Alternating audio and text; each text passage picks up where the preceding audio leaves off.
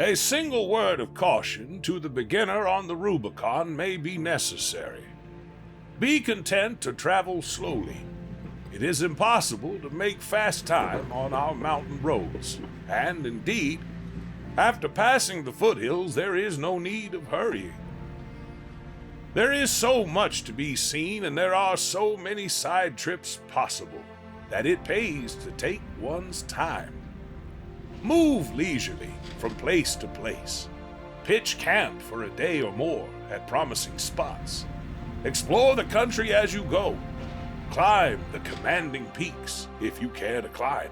A trip of this sort will open a whole new world of new possibilities to you and will do much to gloss over the hardships and discomforts. Lincoln Hutchison, Wagon Trips to the Sierra, 1901.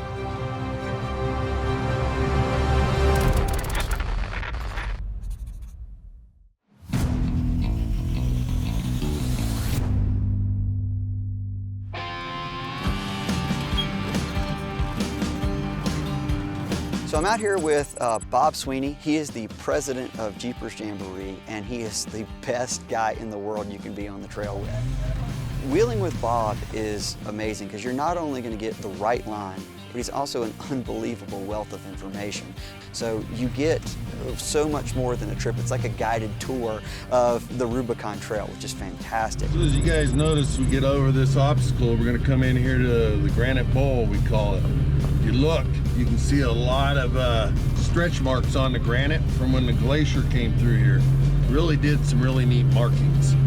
I'm also here with my longtime friend and fellow automotive journalist, Harry Wagner. Harry is great. He's an experienced wheeler. I can trust him just as much as I do Bob. They know their vehicles. These guys have experience, which really helps keep the day moving.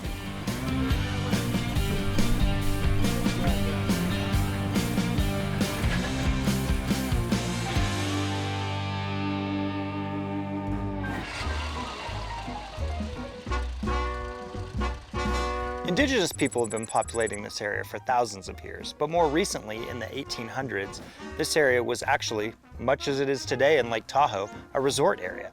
So the springs at Rubicon Springs were thought to have therapeutic qualities, and people came not for the gold rush, but to relax. It started back in the 1800s with wagons coming through here. There was a carrier called the Rubicon Flyer that brought people through here, besides people with their own personal coaches, buggies. Then it traversed to Model A's, Studebakers. Then it came to four-wheel drive vehicles. The Jeep is an iconic vehicle that dates back to World War II.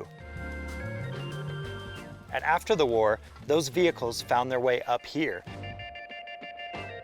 They were much smaller than what we have now and nimble and could maneuver their way through here. And it was a challenge. I can't imagine doing this trail with a 29-inch tall tire and manual steering and open differentials.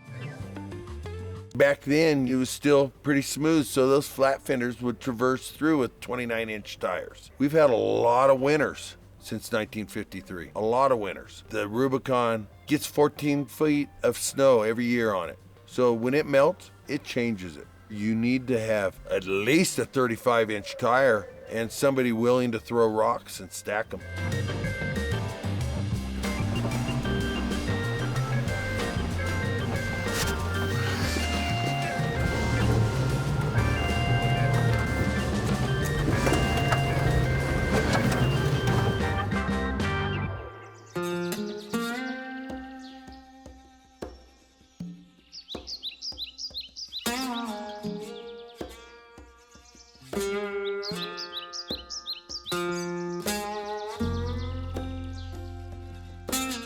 So I drive a 2000 TJ that I've altered for the Rubicon. I've stretched it out.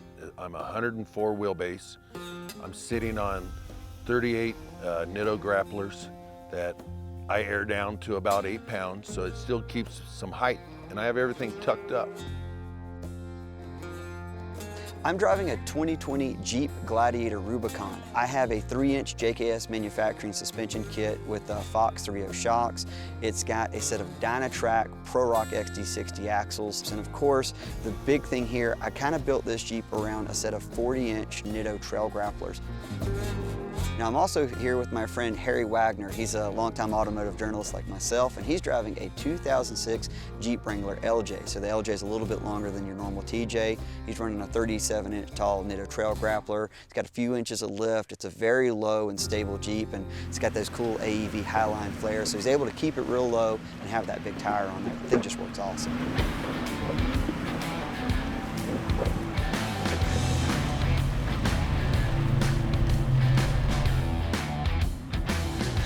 Pretty relentless. It's just one obstacle after another, and you really have to look ahead and plan your line and figure out where you're going. By the time the obstacle's under your tires, you got to be looking at the next thing. I always have to chuckle because we're out here in vehicles with huge Nitto trail grapplers on them, and there was a time when horse and buggies came through here, or the first cars over 100 years ago, and it was a pretty smooth road to come in here, certainly by the standards of today or what it's compared to now. And it's interesting to see, you know, everything kind of gets paved or smoothed out over time, and the Rubicon has been quite the opposite. It's gotten harder as time has gone on rather than easier.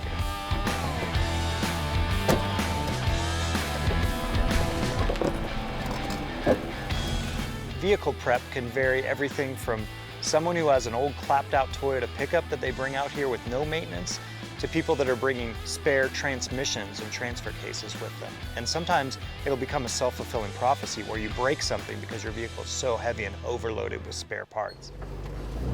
Support vehicle, we're gonna go back and fetch him. He sounds like got a little high centered on a rock and took his driveline out.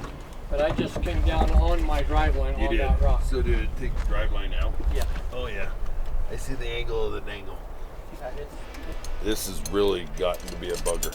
So really, I find that experience is the most important factor, and the way you get that is by going off-roading more. So I typically carry a fair amount of tools. I'm only carrying enough parts that I can limp off the trail and get home. I'm not looking to rebuild a differential when I'm out there.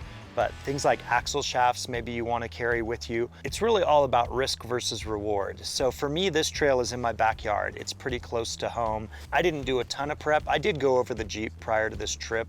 I'm sure I didn't do nearly as much work as Ali did, who drove all the way across the country. When I'm packing for anything, especially if it's a cross-country adventure, I try to go over my vehicle and see what the weak links are. Sort of make a checklist. No vehicle's bulletproof. The big thing I have with me are things that get me off the trail. What we call those is trail fixes. I came down on this sway bar link, and that impact actually not only bent the link, but it bent and cracked the tab at the axle, or at the frame. So I'm gonna unbolt this guy. We're gonna do a little sway bar delete. I might just take off this link. The sway bar's not gonna obviously be working anymore, but it is what it is. So if that's all that happened after going through the sluice, I'm happy with that. So my advice would be go with someone who knows the trail well. You know, we've got a ringer in Bob. No one knows the trail better than him. So you might not get Bob, although you can if you sign up for Jeepers Jamboree. You can come on the Rubicon with Bob.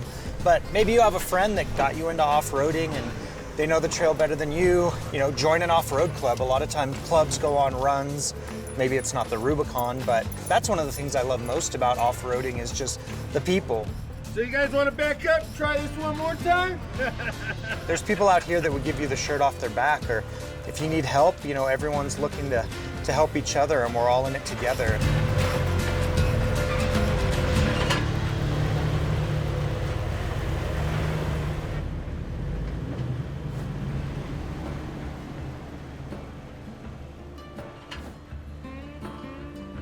You will not experience the Rubicon without putting up a tent or throwing out a sleeping bag. There's no way you'll ever see what the Rubicon has to offer if you try to do it in one day, because it's not a racetrack. I would most likely tell you need to plan minimum of 6 days. 6 days start at home, getting your vehicle prepped and ready, making sure you have the correct food, the correct baggage, the correct load in your vehicle, especially if you've never done it. We got our freezer fridge full of drinks. We got our camping gear. Got our clothes for the weekend, and if you're in a two-door Jeep, that's all the room you got. If you're in a Jeep, you don't have a ton of space, so if you look towards backpacking gear, I think that's a great way to go for things to bring on the trail. So everything I have, all of my camp gear fits in this dry bag, tent, sleeping bag, got a light, got a pillow in here, my pad.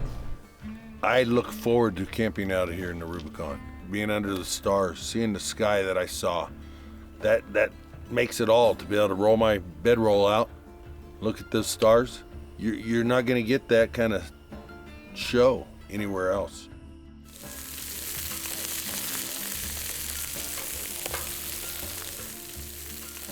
Food runs the gamut when you're out here. You have everything from people that just eat a cold pizza the whole time they're on the trail, to those that bring a trailer that has a camp kitchen and prepare better meals than they probably eat at home. A lot of times, time is of the essence. I want to relax when I'm out here, so I don't want to spend a lot of time doing food prep. I usually will do that at home, chop everything up, marinate everything so that it's ready to go, and you just need to cook it when you get to camp. If you're from sea level, you might not be accustomed to being in a high alpine environment, so you definitely want to drink a lot of water when you're up here. I usually have a big straw hat on. I always put on lots of sunscreen, and the other thing that people don't necessarily expect is the temperature changes throughout the day. So you definitely want to dress in layers, prepare for any sort of environment or any sort of weather, because you probably will encounter it during your trip. I'm conditioned by these trips that I go on, whether it's the Dakar Rally, whether it's the Ultimate Adventure, and it's go, go, go. Every morning you get up, you pack up your stuff as quick as you can, you cover as much ground as you can, and we get conditioned to that. But when you're out here, your cell phone doesn't work. It's beautiful, it's quiet, it's serene, and I really think taking the opportunity to unplug and take in that scenery, you're reaching an area that's not accessible to the general public. You're not gonna run across someone in their RV out on the Rubicon.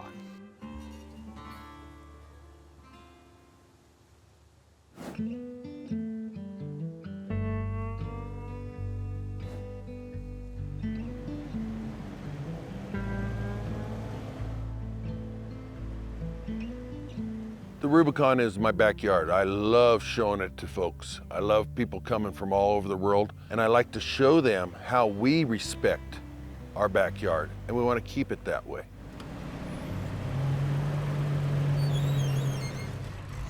I like parking on things. Well, they call this soup bowl, right, going up to the left, and then that's soup kitchen going off to the right. About 12 years ago, the county wanted to close this down. They were gonna come in here and drill and put posts in there so nobody could use it. Right. I said, time out, guys. What are they gonna hurt besides their own vehicles? Let's leave this little playground here, because otherwise they're gonna go find it somewhere else, and we don't want that. We used to come out here and traverse the Rubicon and go anywhere we wanted. And we saw some damage we were doing. We got educated. We got educated pretty good a couple times, threats of the road being closed. And we stepped up and we took care of those problems. We have multiple clubs, we have foundations that raise money to help us keep the Rubicon open, to go in and do diversions and do whatever it takes. Jeepers Jamboree alone, just here a couple weeks ago, we had 1,600 people in here at one time. That footprint is large. We have over 320 volunteers that help us put on Jeepers Jamboree. And by putting that on, we're all stewards of the trail, of the land. Treat it like it's your backyard. You don't want to trash your backyard, I hope not. You don't leave the stuff piled up. You take it to the dump. You take care of everything. It's interesting to see how the trail has changed over the years. Even in my lifetime, it's gotten much harder, to be quite honest, and I attribute that to some extent to the trail being loved to death. I was fortunate enough to grow up doing this. I've been on this trail my entire life, and for me, I want it to look the same when I come back next time as it looks this time. You know, off-roading is exploding in popularity and growth. As a result, we all need to be a little more careful about how we act and be very purposeful in order to ensure the next generation gets the same opportunities we have. It goes without saying that any trip into this higher world must involve a certain degree of privation and hard work. With proper management, however, it may be possible to avoid some of the worst discomforts And there is no better way to do this than to take advantage of the wagon roads which pierce the range and make accessible some of the most beautiful sections of the mountains. Lincoln Hutchinson, Wagon Trips to the Sierra, 1901.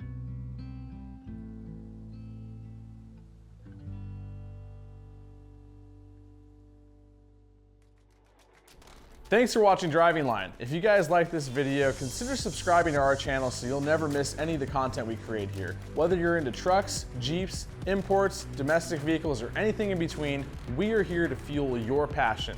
So hit that subscribe button and we'll see you guys next time.